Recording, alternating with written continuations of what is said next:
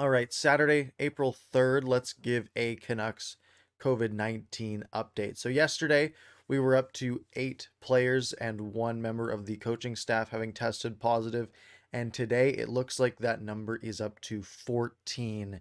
So, 14 out of basically the 20 something players that are around the team and on the roster. We do have a list of those players, which I'll pull up here right below my face here. So Travis Boyd, who obviously just came over on waivers from Toronto, basically had just finished his quarantine, and now he is tested positive.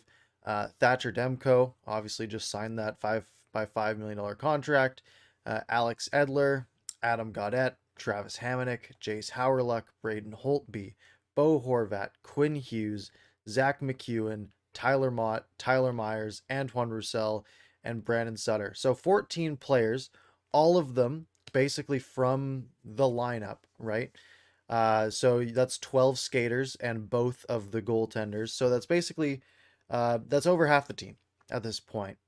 So definitely nothing but bad news coming up here. We do have some other tweets that I just wanted to show as well, just in case you missed them. This first one from Farhan here, basically saying some Canucks players have become very ill. In some cases, team medical staff has had to go into the homes of players to administer IV treatments. And the big thing of concern here is that it seems to be the Brazilian variant, at least with the majority of the cases.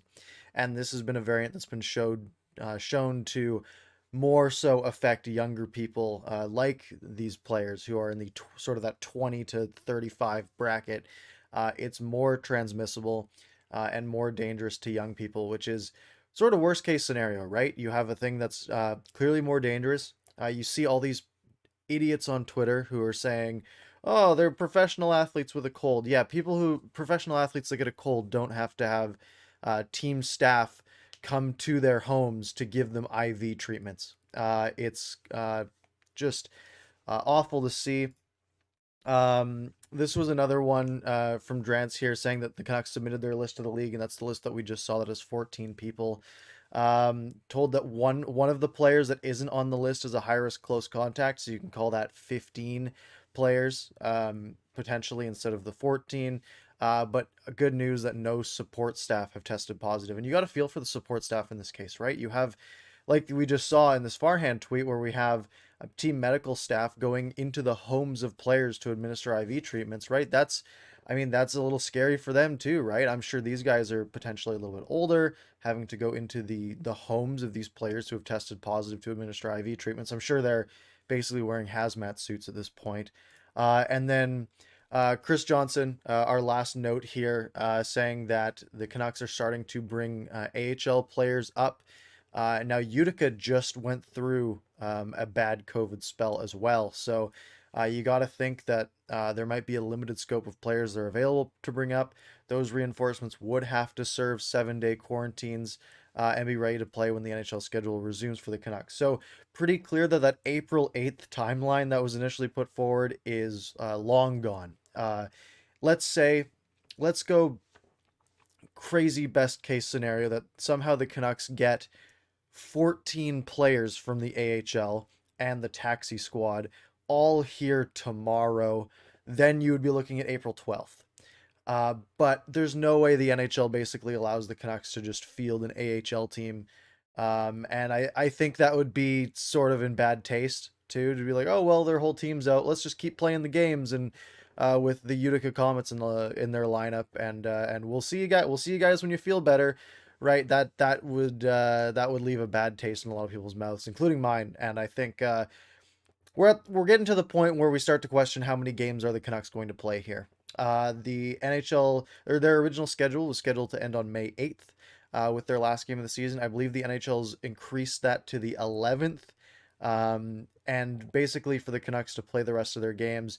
If we're looking at best case scenario, the Canucks starting to play again in 2 weeks, and that's again if everyone gets healthy relatively quickly, which based on that Farhand tweet of people of the IVs having to be administered, that seems very unlikely as well. That in 2 weeks everything's going to be hunky dory and everyone's going to feel fine and be in NHL playing shape. So I really doubt that we're going to have I really doubt that we're going to have games even in 2 weeks here. So let's say it takes 3 weeks, which would be April 24th. That would leave about 3 weeks left to play the remainder of the Canucks games. They have 19 left, and if you check the math, you can't play 19 games in 21 days. So, uh, I've seen people on Twitter with some good suggestions saying, well, how about you reschedule basically all of the Canucks and Flames and Canucks and Senators games? So the three teams that are likely to miss the playoffs, schedule all of those games for that last week of the season, like or if the last couple weeks of the season.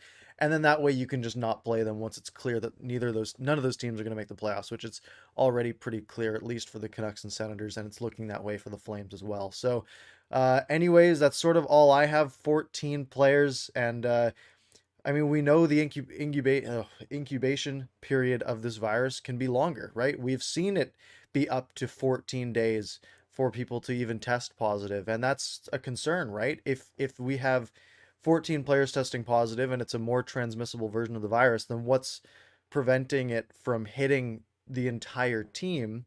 And there might just be some players who haven't tested positive yet, but might still over the coming few days. Uh, Either way, terrible scenario. Obviously, we hope that everyone recovers. We know Travis Hamonic's daughter has respiratory issues, and again, if people are feeling this sick, like it's definitely something that hockey comes second to. And all I can really say is we hope for the best. I'll keep putting out updates whenever we get them. Other than that, I'll talk to you probably tomorrow.